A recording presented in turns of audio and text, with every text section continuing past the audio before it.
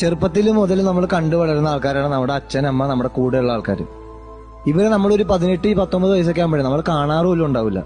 ഒരു 21 വയസ്സൊക്കെ കോളേജൊക്കെ കഴിഞ്ഞ് കഴിയുമ്പോഴാണ് നമുക്ക് എന്തെങ്കിലുമൊക്കെ ഒരു പണിയൊക്കെ കിട്ടിയിരിക്കുമ്പോഴാണ് നമ്മൾ മനസ്സിലാക്കണോ വേറെ ആരും ഇല്ല, ഇവര് മാത്രമേ ഉള്ളൂ. അന്നാ ഇവരെ നമ്മളൊന്ന് ഒരു സ്നേഹത്തോടെ ഒരു നിമിഷം നമ്മൾ നോക്കിയിട്ട് പോലും ഉണ്ടാവില്ല ലൈഫിൽ ഇന്നവരെ.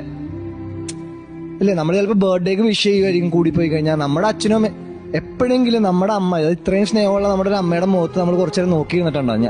ഞാനിപ്പോ ഈ അടുത്താണ് അത് റിയലൈസ് ചെയ്യണം, എന്ത് ഭംഗിയാണ് ആ ഒരു അനുഭവം എന്നുള്ളത്. പിന്നെ അത്രയ്ക്കും അത് നമ്മൾ എപ്പോഴെങ്കിലൊക്കെ നമ്മൾ ഭയങ്കരമായിട്ട് തകർന്നു പോകുമ്പോഴേ നമുക്കത് മനസ്സിലാവുള്ളൂ എന്താ സാധനം എന്നുള്ളത്. അത്രയും നാൾ നമ്മുടെ കൂടെയുണ്ട്, പക്ഷെ നമ്മൾ അറിയില്ലാന്ന്.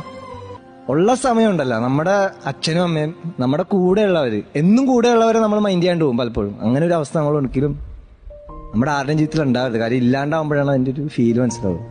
ഇത് അനുഭവിച്ചറിഞ്ഞൊരു സത്യമാണ്. താങ്ക്സ്.